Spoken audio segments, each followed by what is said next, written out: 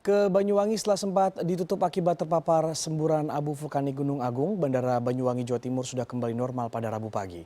Menurut data pihak bandara, tercatat sudah ada 3 maskapai yang lepas landas dan mendarat di Bandara Banyuwangi dengan total penumpang 430 orang. Hingga kini otoritas bandara tetap waspada dan memantau aktivitas Gunung Agung.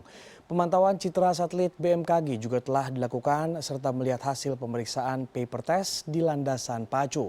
Mengingat pantauan terakhir Gunung Agung kembali erupsi pada pukul 4.30 waktu Indonesia Barat pagi. Untuk rute penerbangan di Bandara Banyuwangi setiap harinya melayani 16 rute penerbangan dari Banyuwangi menuju Surabaya dan Jakarta maupun sebaliknya.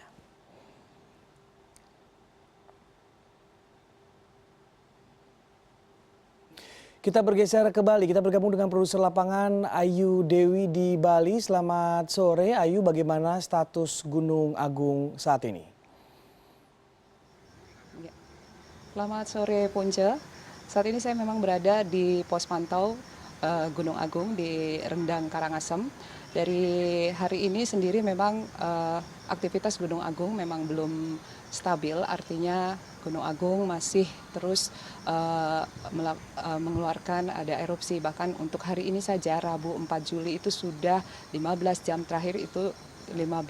terakhir sudah terjadi 3 kali erupsi, yaitu pada pukul 3 dini hari, kemudian pukul 5 pagi, dan yang terakhir pukul 12:20 menit kurang lebih.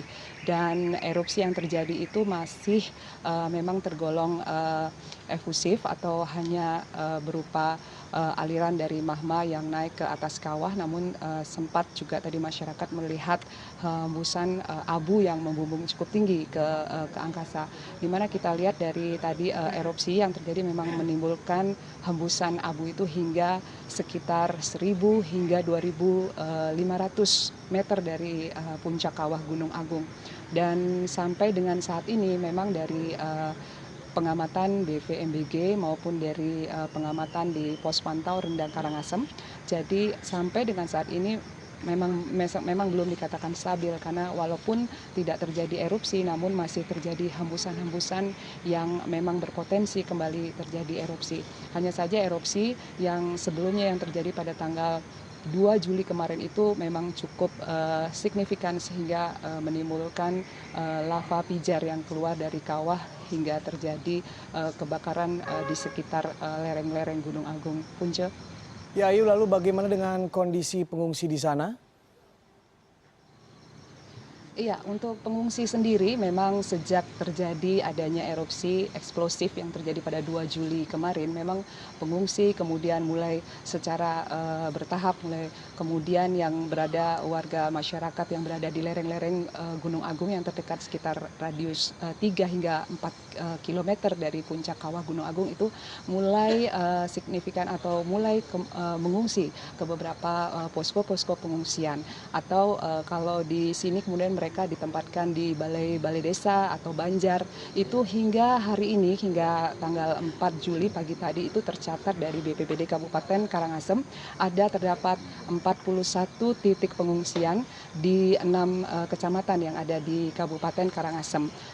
Sebelumnya memang pengungsi itu disebar satu di kabupaten lain, yaitu di Gianyar, namun sekarang sudah dipindah semuanya ke Karangasem, ke Kabupaten Karangasem, untuk memudahkan pendistribusian logistik bagi para pengungsi. Pengungsi sendiri sekarang jumlahnya hingga saat saya melaporkan ini tercatat sekitar 3.406 pengungsi.